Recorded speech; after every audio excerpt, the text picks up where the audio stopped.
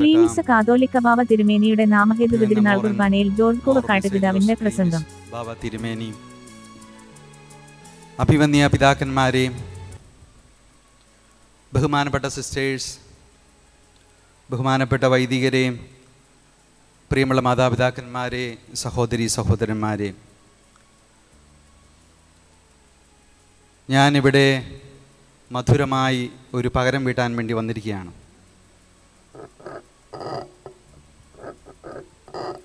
October 6-ാം തീയതി പരിശുദ്ധ പിതാവ് ഫ്രാൻസിസ് മാർപ്പാപ്പ അപ്രതീക്ഷിതമായ രീതിയിൽ സാധാരണക്കാരനായ എന്നെ കർദിനാൾ സ്ഥാനത്തേക്ക് ഉയർത്തി അവസരത്തിൽ റോമിൽ സിനഡ് നടക്കുന്ന സമയമായിരുന്നു.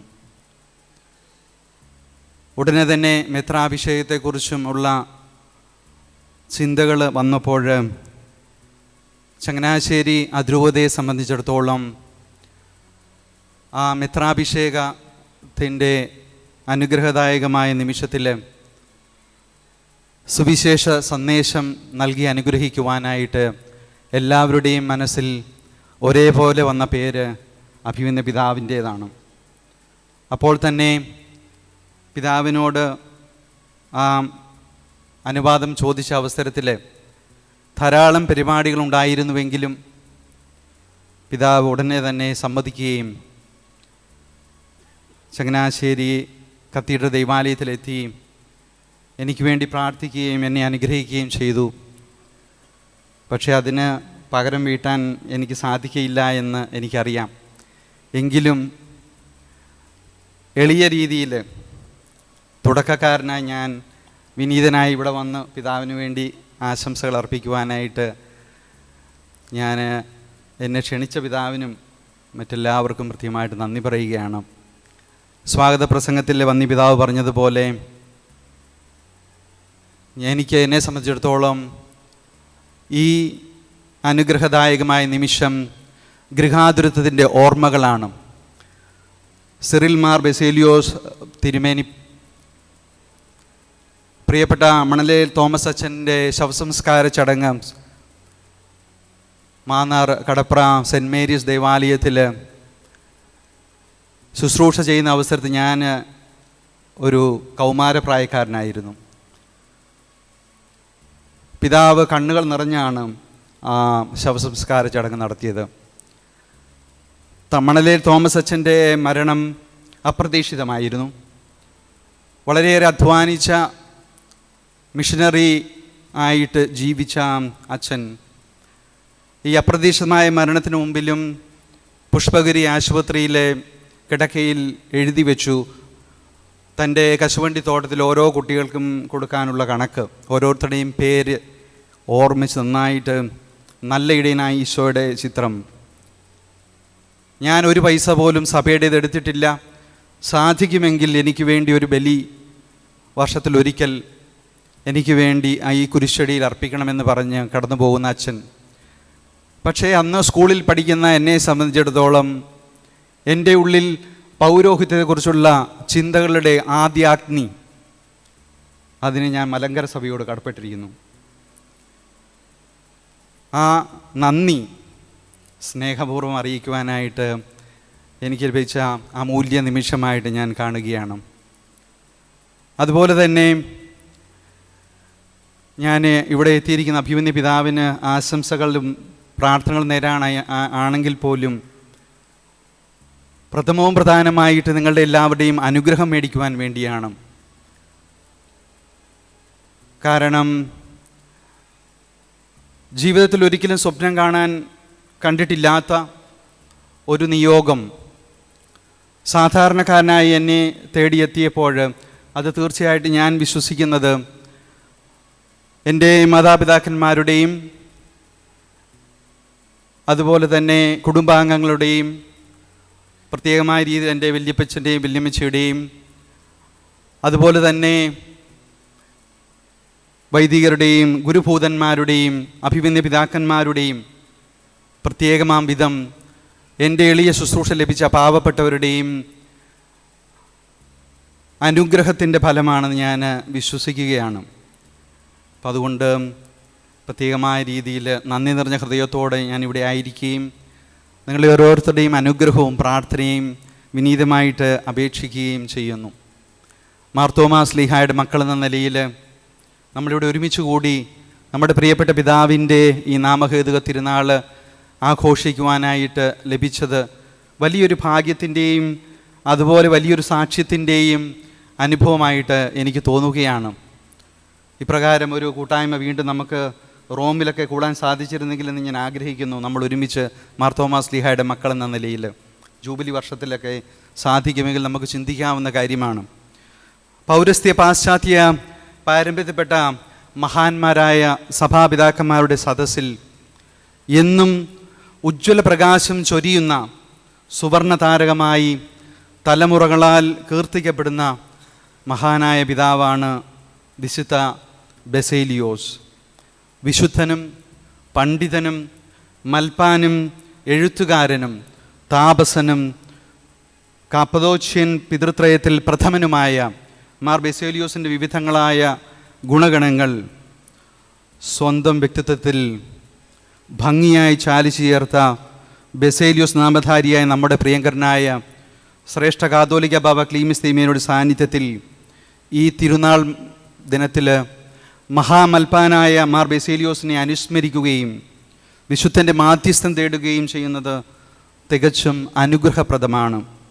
മലങ്കര സഭയുടെ പിതാവും മേലധ്യക്ഷനുമായ അഭിമന്യ മോർ ബസേലിയോസ് ക്ലീമിസ് ബാബ തിരുമേനിക്ക് സാർവത്രിക സഭ മുഴുവൻ്റെയും പ്രത്യേകിച്ച് സീറോ മലബാർ സഭാംഗങ്ങളുടെയും പേരിൽ നാമഹേതു തിരുനാൾ മംഗളങ്ങൾ ആദരപൂർവ്വം പ്രാർത്ഥനാപൂർവ്വം ഞാൻ നേരുകയാണ്.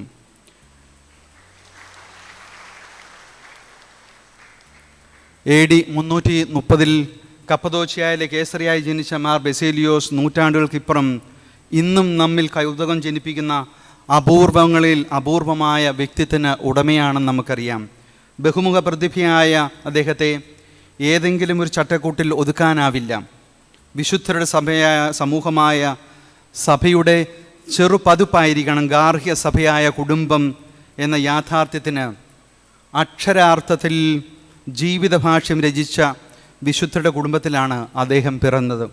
അദ്ദേഹത്തിൻ്റെ പിതാവും പിതൃമാതാവും സഹോദരരുമെല്ലാം വിശുദ്ധരായിരുന്നുവെന്ന് നമുക്കറിയാം. നിരവധി മേൽപ്പട്ടക്കാരുണ്ടായിരുന്ന മഹനീയ കുടുംബത്തിലെ അംഗമായിരുന്നു.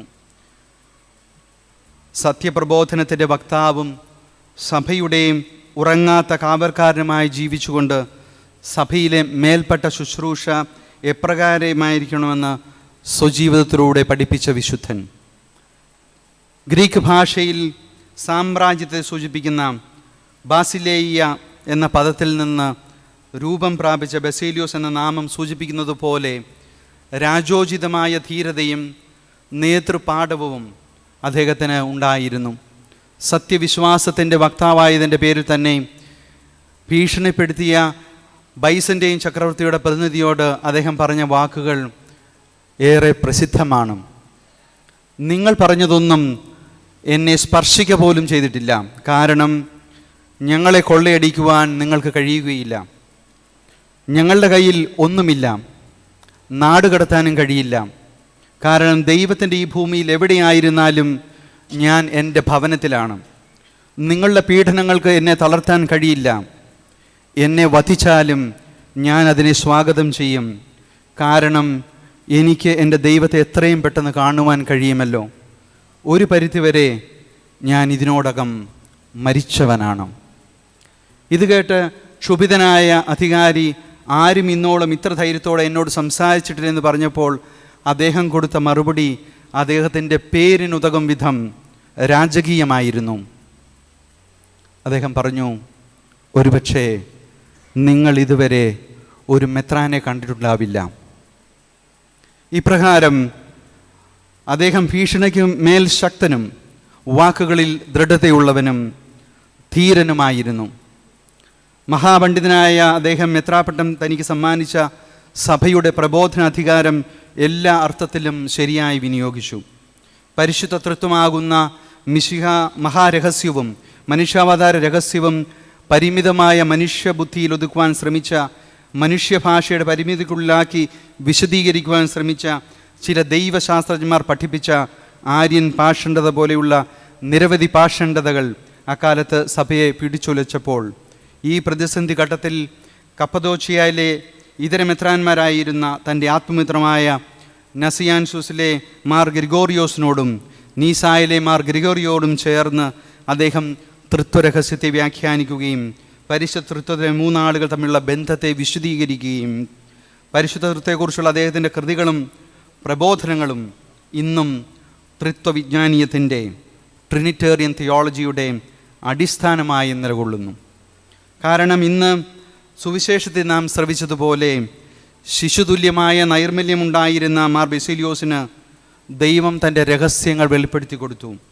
സുവിശേഷം സാക്ഷിക്കുന്നു, പുത്രൻ ആരെന്ന് പിതാവല്ലാതെ ആരും അറിയുന്നില്ല. പിതാവ് ആരെന്ന് പുത്രനും, പുത്രൻ ആർക്ക് വെളിപ്പെടുത്തുവാൻ ആഗ്രഹിക്കുന്നുവോ അവനുമല്ലാതെ മറ്റാരും അറിയുന്നില്ല. മാർ ബെസേലിയോസിന് ദൈവപുത്രൻ അത് വെളിപ്പെടുത്തി എന്നതിന് തെളിവുകൾ ആവശ്യമില്ല. ഇന്നും വായിക്കപ്പെടുന്ന അദ്ദേഹത്തിൻ്റെ കൃതികളിൽ താൻ അനുഭവിച്ച ത്രിത്വൈക ദൈവത്തെക്കുറിച്ചും തൃത്വ കൂട്ടായ്മയെക്കുറിച്ചും തൃത്വത്തിലെ ഓരോ വ്യക്തിയെക്കുറിച്ചും അദ്ദേഹം നൽകുന്ന വിവരണം ഇന്നും സഭയുടെ ഔദ്യോഗിക പ്രബോധനങ്ങളാണ്. പ്രപഞ്ചത്തിൽ മറഞ്ഞിരിക്കുന്ന ദൈവത്തിൻ്റെ ശക്തിയെ കാണാൻ നമ്മെ പ്രാപ്തരാക്കുന്ന വിശ്വാസത്തിൻ്റെ കണ്ണുകളെക്കുറിച്ച് ലൂമിനസ് ആയി അഥവാ ഭാസുര നയനങ്ങളെക്കുറിച്ച് സുറിയാനി സഭാപിതാവായ മാർ അപ്രയം പഠിപ്പിക്കുന്നുണ്ട്. അദ്ദേഹത്തിൻ്റെ അഭിപ്രായത്തിൽ ഹൃദയ പരിശുദ്ധിയാണ് ഈ ഭാസുര നയനം. ഭാസുര നയനങ്ങളുള്ളവർക്ക് ആകാശത്ത് പറക്കുന്ന പക്ഷിയിലും വെള്ളത്തിൽ നീന്തുന്ന മത്സ്യത്തിലും കൈവിരിച്ചെന്ന് പ്രാർത്ഥിക്കുന്ന മനുഷ്യനിലും കർത്താവിൻ്റെ ശ്ലീവ കാണുവാനായിട്ട് കഴിയുന്നു.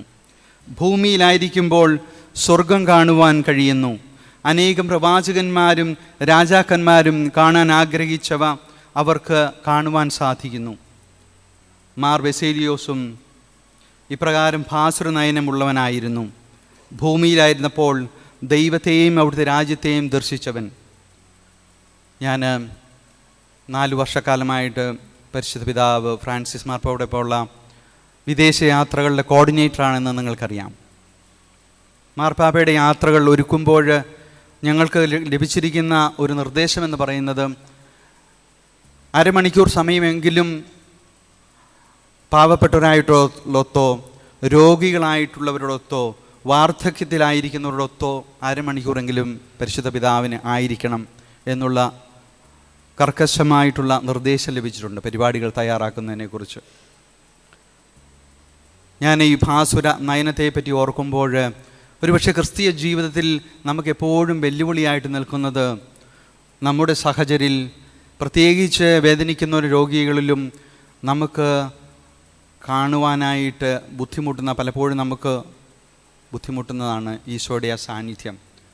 പലപ്പോഴും നമുക്കിഷ്ടമില്ലാത്ത വ്യക്തികളിൽ, നമ്മുടെ സമൂഹ ജീവിതത്തിൽ, നമ്മുടെ കുടുംബങ്ങളിൽ, നമുക്കിഷ്ടമില്ലാത്ത വ്യക്തികളിൽ ആ ഈശോയെ കാണാനുള്ള ഭാസുര നയനം, അതിനുവേണ്ടി പ്രത്യേകമായിട്ട് നമുക്ക് പ്രാർത്ഥിക്കുകയും അതുപോലെ തന്നെ അഭിമന്യ പിതാവിൻ്റെ മാതൃക തീർച്ചയായിട്ടും ഞാൻ ഇപ്പോൾ സന്തോഷത്തോടെയാണ് ഓർക്കുന്നത്.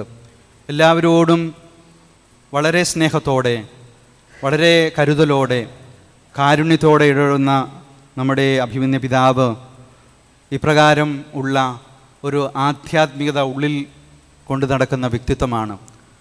സ്വതസിദ്ധമായ പുഞ്ചിരിയോടെ, തന്മയത്വത്തോടെ എല്ലാവരോടും, കുട്ടികളോടും മുതിർന്നവരോടും രോഗികളോടും ക്ലേശിക്കുന്നവരോടുമൊക്കെയുള്ള പിതാവിൻ്റെ അവരിലുള്ള ഈശ്വര സാന്നിധ്യത്തെ അനുസ്മരിക്കുന്ന വന്യപിതാവേ, പിതാവിൻ്റെ ഈ ശുശ്രൂഷ കൂടുതൽ കരുത്തോടെ ആരോഗ്യത്തോടെ തുടരുവാനായിട്ട് ഈ ബലിയിൽ ഞങ്ങൾ പ്രാർത്ഥിക്കുന്നു. താൻ കണ്ടനുഭവിച്ച ദൈവം സ്നേഹമാണെന്ന് തിരിച്ചറിഞ്ഞ വിശുദ്ധ ബെസേലിയോസ് ആ സ്നേഹാനുഭവത്തിൽ ആഴപ്പെടാൻ ആഗ്രഹിച്ച് സന്യാസ ജീവിതം തിരഞ്ഞെടുത്തുവെന്ന് നമ്മുടെ ആരംഭത്തിൽ വന്യപിതാവ് ഓർമ്മിപ്പിക്കുകയുണ്ടായി. പൗരസ്ത്യ ആശ്രമ പ്രസ്ഥാനത്തിൻ്റെ പിതാവ്, the father of the eastern monasticism എന്ന പേരിൽ വിശ്രുതനായ അദ്ദേഹം ഇന്നും പാലിക്കപ്പെടുന്ന 2 ഗണം സന്യാസ നിയമങ്ങളും ക്രോഡീകരിച്ചുവെന്ന് നമുക്കറിയാം. ഈ മഹാതാപസൻ സ്ഥാപിച്ച ആശ്രമ സമൂഹവും അതിൻ്റെ നിയമാവലിയുമൊക്കെ എക്കാലവും ക്രിസ്തീയ സന്യാസത്തിൻ്റെ ആദർശഭാവമായി നിലകൊള്ളുന്നു. പാശ്ചാത്യ സഭയിലെ ബെനഡിക്റ്റൻ സന്യാസ സമൂഹത്തെ പോലെ പൗരസ്ത്യ സഭകളിൽ ബെസേലിയൻ സന്യാസം വ്യാപകമായി വളർന്ന് വികസിച്ചു. നമ്മുടെ മലങ്കര സഭയിലെ പ്രബല സന്യാസ സമൂഹങ്ങളെല്ലാം ബെസേലിയൻ നിയമത്തിൽ അധിഷ്ഠിതമാണെന്നത് ദൈവാനുഗ്രഹമായിട്ടും അഭിമന്യ പിതാവ് ആരംഭത്തിൽ നമ്മളെ അറിയിക്കുകയുണ്ടായി. സീറോ മലബാർ സഭയിലും പല സന്യാസ സമൂഹങ്ങളും ബെസേലിയൻ ചൈതന്യത്തിലുള്ളവയാണ്.